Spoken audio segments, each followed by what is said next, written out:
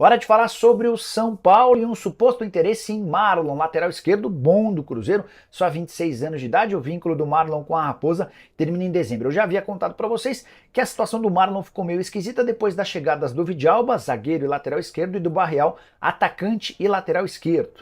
O Cruzeiro assegura que não vai mudar nada, que o Marlon vai continuar tendo todas as oportunidades do mundo como titular.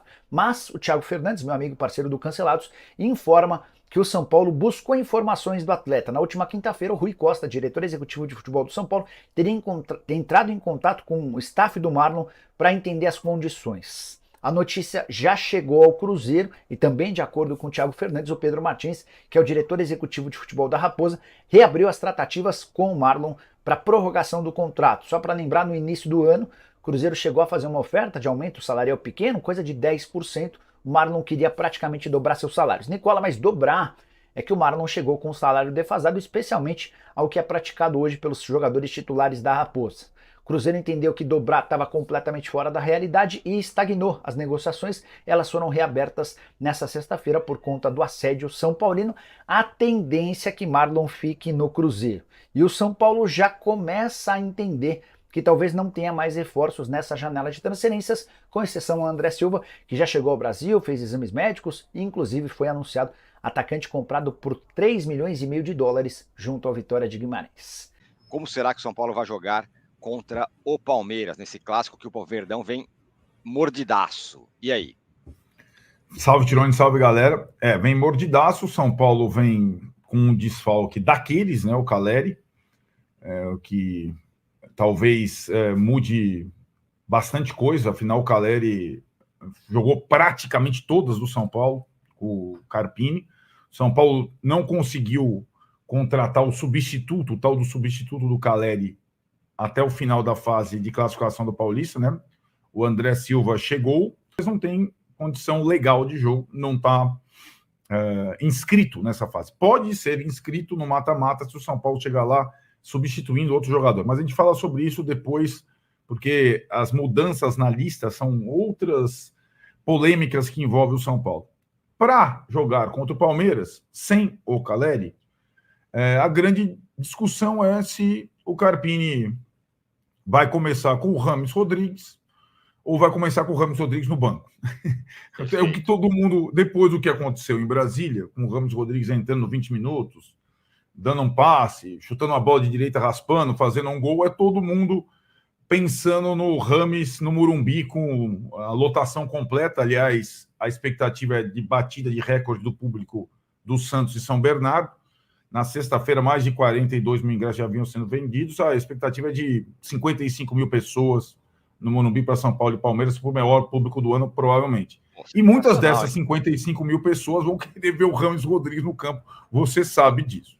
Vão querer. Detalhe só ainda sobre a ausência do Caleri, além do fato de o titular do time não estar jogando, ele é daqueles jogadores que entram na cabeça do Palmeiras e do palmeirense, né? Porque ele normalmente joga bem, faz gol, já fez gol de classificação, aquele lá do pênalti na Copa do Brasil, no último jogo lá da Supercopa, falou, eles não gostam de jogar com a gente. Ele tem todo um cenário aí que sem ele muda. É um cara que luta pra caramba, então contamina o time. Tem essa questão da ausência do Caleri. Porém, é uma perspectiva, uma expectativa e uma oportunidade, vamos dizer assim, caso o Rames jogue, pro cara.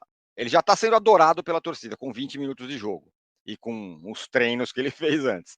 Se o cara entra e joga bem, é uma oportunidade também que o cara tem. Mas a dúvida, né, Arnaldo, a gente o extrato de que a gente tem sobre Rames e não Rames é o jogo lá de Brasília, né?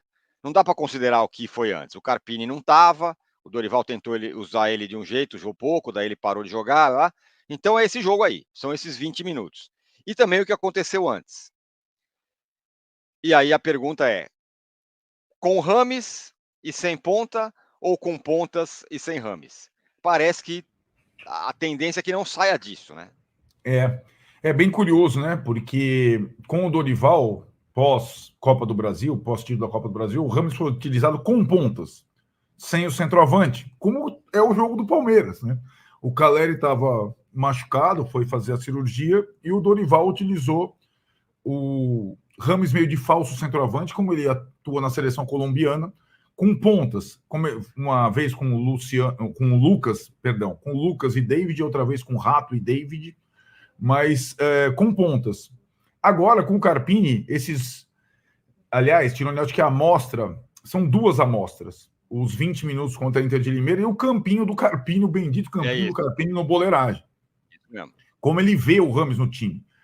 Ele vê o Rames lá fechando um losango de meio de campo, sendo o 4º homem, jogando com 2 atacantes à frente próximos dele. Como foram os 20 minutos na prática contra a Inter. Entrou Rames com o Michel Araújo atrás, né, para fazer o 3º homem do meio, e na frente, Luciano e Calleri, né? Então, o Carpini vê um time com Rames e sem pontas, é justamente o que você falou, e outro time com pontas e sem Rames, que começou o jogo em Brasília e que começou vários jogos do Carpini no comando do São Paulo. Aquele sistema que é mais para o 4-2-4, que eu fico arrepiado. Isso. Se você me perguntar qual dos dois deve jogar contra o Palmeiras, pelas pistas do Carpini, pela forma física do Rames ainda não plena, a possibilidade maior é que ele comece o jogo com 2 pontos, com o Rato e com o Ferreirinha e com o Rames no banco de reservas, né? E aí, no lugar do Calleri, possivelmente o Luciano, que não gosta de ser centroavante, mas nesse jogo o Palmeiras poderia revezar com o Lucas ali, enfim, fazendo cada vez hora outra função de centroavante. Está mais para 2 pontas, embora eu não goste, do que para Rames. Por isso que eu estou mais favorável com o Carpini, com o jeito do Carpini armar, com o Rames no time de titular, entendeu? Porque, para mim, com o Rames no time significa mais um no meio, provavelmente o Michel, e aí 2 atacantes. Poderia ser Lucas e Calleri, Luciano e Calleri, Lucas e Luciano. Para mim, casa mais, tem mais bons jogadores nessa formação do que com os pontos. Mas aí é uma coisa que talvez não seja para agora contra o Palmeiras, mas, quem sabe, para o mata-mata, para algum outro momento. Não para agora por causa da condição do Rames, basicamente. Isso. Uhum. Da condição física do Rames, quanto ele pode aguentar. Porque, na verdade, se a gente for ver, né, parece mais lógico o que fosse assim, sem ponta no primeiro tempo, com ponta no segundo tempo. Porque se você fica em vantagem no placar, nem sei se vai acontecer isso com o Palmeiras, mas em qualquer jogo, você fica em vantagem no placar sem os pontas, depois você usa os pontas para o contra-ataque. Contra a Inter Limeira foi o contrário, né? Ele fez exatamente o contrário do que me parecia lógico, deve ter, enfim, suas razões. Agora, a pergunta é, bom, você já falou, né? Você preferia o time sem ponta, mas não para esse jogo contra o Palmeiras, que é um jogo muito específico, cara, adversário duro, tem lá um meio-campo que marca muito, e tem 1000 coisas, né? Uhum. Então, eu acho que o Palmeiras tem jogado muitas vezes, a maior parte das vezes nessa temporada, com linha de 3 atrás, não exatamente 3 zagueiros, mas ou Marcos Rocha ou o Piquerez, como foi contra a Portuguesa, como terceiro zagueiro. E o Palmeiras é um time que talvez hoje seja mais fácil decifrá-lo do que o São Paulo do Carpini, que mudou demais, inclusive de sistema, por conta da chegada recente do técnico, por conta de, desta vez, nesse elenco, o São Paulo ter mais opções do meio para frente do que do meio para trás. Enfim, então, uma outra opção do Carpini seria, que a menos provável, seria espelhar o Palmeiras, jogar com linha de 3 zagueiros no São Paulo, né? Essa seria uma opção também. Agora, com o Ferrarese mais pronto, já como titular, ele poderia usar a Arboleda, Ferrarese e mais um dos zagueiros, Diego ou Alan Franco, e espelhar o Palmeiras, soltar mais o Igor Vinícius e o Wellington, e aí também sem ponta. Mas eu acho isso pouco provável. Ele não utilizou muitas vezes os 3 zagueiros, sabe? De fato, eu acho que é uma questão que, assim como foi em Belo Horizonte, na decisão da Supercopa, quando o Carpini perdeu o Lucas às vésperas e agora perdeu o Calleri, quanto mais o Carpini colocar minhocas na cabeça do Abel, melhor para o Carpini, né? Em termos, como é que ele vai jogar, quem vai entrar, como vai ser o sistema. Me parece que ele vai tentar usar essas dúvidas até a hora do jogo. Tá certo ele. Agora, se você pudesse chegar no ouvidinho do Carpini e falar, Carpini, faz assim, o que você falaria? Contra o Palmeiras, para jogar contra o Palmeiras. Então, esse jogo específico, o Rames nessas condições e tudo mais, como é o Palmeiras, como os jogadores à disposição do São Paulo, eu jogaria com 3 zagueiros. Eu jogaria com 3 zagueiros e liberaria o Igor e o Wellington. Jogaria com Ferrarese, Arboleda e mais um. Eu jogaria com um trio de meio, Pablo, Alisson, Michel, Luciano e Lucas na frente. Jogaria no 3-5-2, basicamente. É um time que eu gosto, eu acho que tem altura, tem rapidez, as alas ficaram liberadas. Uma dupla de ataque interessante, sem precisar recompor tanto, só atrás do volante. Acho que incomodaria bem o Palmeiras. Para ser mais claro, Rafael, Arboleda, Ferrarese, Alan Franco, Igor e Wellington nas alas, Pablo, Alisson, Michel, Lucas e Luciano na frente. Esse é o meu time. Não será o time do Carpini. Não será. E uma outra opção que eu acabei de pensar aqui, se você fizesse o time sem pontas e sem Rames no primeiro tempo. Então, esse é o meu time. 3 zagueiros. Não, mas sem 3 zagueiros. Pontos. Sem 3 zagueiros. Ah, daria? Dá para ser. É que você não tem um centroavante, né? Aí, sei lá, tem que ter Juan, não sei. Pois mas, entendeu? Um trio no meio. Pablo, Alisson e Bobadilha. E mais um, sei lá, o Luciano. É que o Lucas não é centroavante, ou o Lucas. E aí o Luciano na frente e mais um, Eric, por exemplo. Acho que aí mexeria demais. Mais até que na mexida de 3 zagueiros. Coisa que ele não fez praticamente nesse não, mas não mexeria no sistema, que eu quero dizer. Você faria o quarteto no meio, 3 e mais um, meia, e 2 atacantes. Não mexeria no sistema que é o sistema do Rames, mas sem Rames. Exatamente, o sistema do Rames sem Rames. Então, eu não acredito. Eu acredito que ele deixe o Michel para entrar com o Rames durante o jogo, como ele fez contra a Inter, você entendeu? Quando for entrar o Rames, vai entrar Rames e Michel, para mudar o sistema. Eu acho que ele vai fazer isso. Tem uma outra coisa, né? Tem uma outra opção para o lugar do Calleri. O Juan, né, a torcida não vai permitir que seja o Juan, que seria a volta do Galopo, que agora, sem o Calleri, ele pode ser relacionado. E, quando o São Paulo jogou sem o Calleri contra o Água Santa, começou com o Galopo, ele foi até bem no início, depois cansou, foi substituído, e aí entrou o Juan, e foi o Juan que fez o 2-0 contra o segundo gol contra o Água Santa. Mas quando jogou sem Calleri, a vez que jogou com o seu Calleri, o Carpini escalou Galopo de início e Juan no lugar do Galopo depois, durante o jogo, né? Com pontas. Sim. Com pontas. Né? Muito bem. Então essa é a dúvida. Pontas sem Rames, sem pontas com Rames. E em que hora? Quem entra em que hora nesse jogo dificílimo contra o Palmeiras? Previsão de bater recorde do público. Todos lá, hein? Estaremos no setor Arnaldo Tironi, que a diretoria vai rebatizar todos os setores, mas a gente está lutando para que o setor Arnaldo Tironi seja mantido, e se não for, vai ser de maneira informal. O setor Arnaldo Tironi seguirá sendo de sempre. Para não deixar passar, Arnaldo, os convocados. Pablo Maia convocado. Quem mais, hein? Rafael, goleiro convocado. O Rafael, eu gosto do Rafael, mas estranho, né? Achei um pouco demais, enfim. Fora os outros convocados de outras seleções, aí o São Paulo vai sofrer nessa data FIFA. O Dorival leva os caras do Scout, tentou levar o Muricy, tentou levar o Rui Costa, só não tentou levar o Casares porque ele é presidente e não vai poder sair. Porra, Dorival. Fala aí, Arnaldo. Eu acho que, igual o São Paulo, só o Palmeiras, né, que perdeu o Cícero, que é o gerente, o Murilo e o Hendrick, e a Leila, que vai ser a chefe de delegação, no caso, mas São Paulo e Palmeiras foram os grandes prejudicados da convocação. O Flamengo teve quem? Ayrton Lucas, né? Só. Nem o Pedro. O Flamengo tá suave na nave.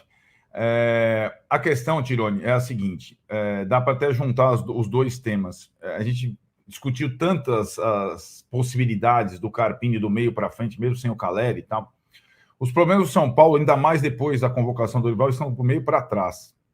O São Paulo tem escassez do meio para trás, sobretudo na posição de volante, agora com a lesão do Luiz Gustavo, né? Então, para a convocação, vamos lá. Os jogadores convocados, eles atuariam nas quartas de final do Paulista se o São Paulo confirmar a classificação, provavelmente São Paulo e Novo Horizontino, ou Novo Horizontino e São Paulo, e aí viajariam para jogar os dois amistosos. A volta seria na véspera, a data FIFA acaba, em tese, na véspera do início das semifinais do Campeonato Paulista, que pode ter, por exemplo, São Paulo e Palmeiras, Palmeiras e São Paulo, Santos e São Paulo, por exemplo. E aí o São Paulo... os jogadores poderiam voltar em tempo de jogar. Poderiam, mas aquela coisa de data FIFA Brasil, na véspera do jogo, chegar no dia do jogo. Não dá, né? E o São Paulo deve perder, além do Pablo Maia e do Rafael, a parte de trás, Ferrarese para a seleção venezuelana, Equador deve chamar o Arboleda, e possivelmente o Paraguai chame o Bobadilha. Então, o que acontece? Eu acho desse desequilíbrio. O São Paulo está fechando com o André Silva, deve ser a grande novidade da lista, se o São Paulo se classificar. A grande novidade do fechamento da janela, da primeira janela, que é em março. Os problemas do São Paulo estão do meio para trás. O São Paulo tem excesso do meio para frente, escassez do meio para trás. Ainda mais com as convocações, ainda mais com as lesões que atingem os laterais e tudo mais, e agora o Luiz Gustavo. Então, o que eu considero o elenco do São Paulo ótimo do meio para frente, eu acho ele curto demais do meio para trás. E essa convocação do Pablo Maia, sobretudo, ela escancara isso. Porque você tem o Luiz Gustavo machucado e o Bobadilha possivelmente convocado, né? Aliás, só para te devolver a bola, o Pablo e o Alisson estão pendurados. O Pablo agora, há algum tempo, o Alisson agora também, para o jogo contra o Ituano, por exemplo. Se o São Paulo, qualquer resultado que for contra o Palmeiras, o São Paulo ainda vai precisar confirmar contra o Ituano na última rodada. E os dois estão pendurados, só para dar uma ilustração desse quadro. 3, 2, 1, gravando, vou trazer bastidores. Como Rafael e também Pablo Maia foram para a seleção brasileira, principalmente o goleiro do São Paulo, que é uma atração nessa lista, uma surpresa, vamos dizer assim. Antes, se inscrevam aí no canal, ativem as notificações, compartilhem os vídeos. Todos os dias a gente traz informações para vocês no vídeo. Pablo Maia, surpresa na lista de Dorival Júnior, goleiro Rafael também. André, mas são dois caras que trabalharam com o Dorival Júnior, é claro que ele poderia convocar. Sim, sem dúvida nenhuma. Pablo Maia, convocado, é um jogador muito bom, um jogador que é muito promissor, e pela idade o Dorival Júnior já começa a experimentar o jogador na seleção principal, pensando no longo prazo, pensando no daqui para frente. O Pablo Maia vai ser utilizado já nos confrontos importantes, como a seleção brasileira vai ter com seleções europeias agora? Não é jogador que chega ali para ser titular. Tem o Casimiro, tem jogadores importantes ali naquela posição.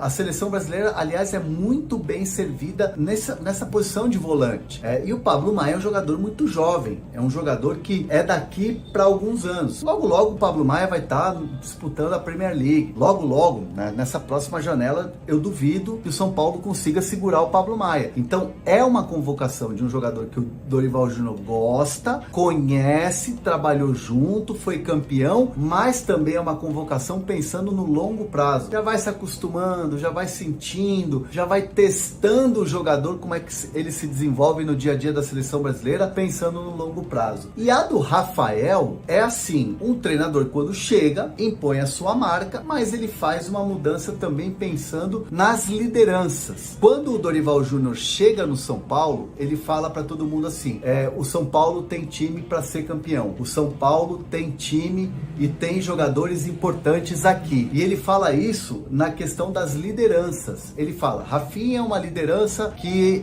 fala no vestiário, Caleri é uma liderança que fala no vestiário. E ele cita o Rafael como uma liderança silenciosa, uma liderança importante, que se impõe na hora certa. E um cara que é muito bom de grupo. E o Rafael que ele conheceu garoto, quando trabalharam juntos no Cruzeiro. Então assim, o Rafael é um dos caras que ele mais teve afinidade desde que ele chegou no São Paulo. E ele se deu muito bem e viu no Rafael uma liderança também fora de campo. Além, claro, do desempenho dentro de campo. Então por isso ele viu no Rafael uma possibilidade também de ser isso na seleção brasileira. Então ele convoca o Rafael, para muitos uma surpresa, mas não para Dorival Júnior no desempenho dentro de campo, por ser um goleiro sóbrio, por ser um goleiro tranquilo, sereno e por ser um goleiro que tem liderança. Os outros goleiros que foram convocados, o Ederson, para mim o titular, é o cara que hoje é o do momento, é o cara que é titular hoje do Pep Guardiola. Tem o Bento, que é jovem, que é muito promissor, e o Rafael, esse ponto de equilíbrio entre esses dois goleiros. E claro, um cara de confiança do técnico que está chegando agora na seleção brasileira. Rafael e Pablo Maia, dois jogadores que trabalharam com o Dorival, e cada um ao seu estilo, com a sua idade, mas dois jogadores que o Dorival conhece e faz questão de chamar para a seleção brasileira. Fora dos planos do São Paulo, Luan enfrenta a contagem regressiva para decidir seu destino no mercado nacional. Com a janela de transferências prestes a se encerrar em 7 de março, o jogador, sob contrato com o São Paulo até o final de 2026, tem menos de uma semana para escolher entre as propostas de empréstimo recebidas de clubes nacionais. A diretoria do São Paulo busca uma negociação, uma vez que o técnico Thiago Carpini não inclui o jogador em seus planos. Clubes como Criciúma, Cuiabá, Vitória, que disputarão a Série A em 2024, e Coritiba, que participará da segunda divisão este ano, manifestaram interesse em Luan. O jogador está em negociação para ser representado por André Curi, agente que foi responsável pela venda de Vitor Roque para o Barcelona na temporada passada. Apesar de não fazer parte dos planos do treinador, Thiago Carpini mantém Luan no grupo de jogadores, permitindo sua participação nas atividades diárias. Durante a Supercopa, Luan viajou com a equipe e comemorou o título em campo. Com contrato renovado em maio do ano passado, o São Paulo espera que Luan aceite uma proposta que alivie a folha de pagamentos do clube. A expectativa é que, após a saída, o jogador retorne mais maduro em 2025. Atualmente, para a posição de volante, o São Paulo conta com Alisson, Pablo Maia, Bobadilla e Negrutti, além de Luiz Gustavo, que se recupera de uma lesão no tendão de Aquiles e só retornará após o Paulistão. Na minha opinião, não entendo o Luan. O jogador já perdeu espaço e mesmo assim não aceita sair do São Paulo. Ele tinha que fazer igual o Reinaldo, quando saiu por empréstimo, se destacou e depois voltou e se firmou como titular na época. Então é isso aí, galera. Se você gostou do vídeo, deixa seu like e se inscreva para receber mais vídeos como este e até a próxima.